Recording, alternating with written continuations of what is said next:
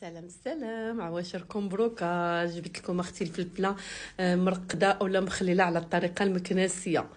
احنا اختي كنديروها بزاف، كنحتاجوها في المملحات اولا في شليضات ديالنا، راه كتجي خطيره البنات، كتجي غزاله وبنينه.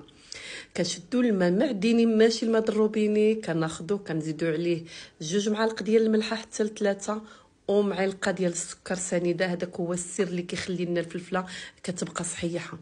المهم كتكون الفلفله دار كنكونوا غسلناها ومسحناها ناشفه، والقريعه ديالنا اللي رقدوا فيها ناشفه. كنحطوا عليها واحد 6 ديال سناف ديال الثومه مفلحين، ومعلقه كبيره ديال القزبر حبوب، ومعلقه صغيره ديال الابزار. وهنا اللي عنده الكمون حبوب من الاحسن، انا ما كانش عندي درت الكمون البلدي العادي. هنا ورقات سيدنا موسى اولا ورقه الغار، انا حيت جبتهم من عند جرده هكايني طريين. هنا كندير نص كاس ديال الخل الابيض، الا ما كانش عندكم الخل الابيض تكتفيو بالخل العادي اللي كيكون اللي كنستعملوه.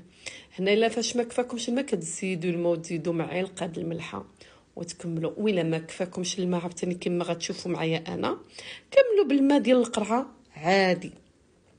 من بعد باش تغطيو الراس كديروا واحد الكويس صغير ديال الزيت، انا خويت نص ديالو على برا.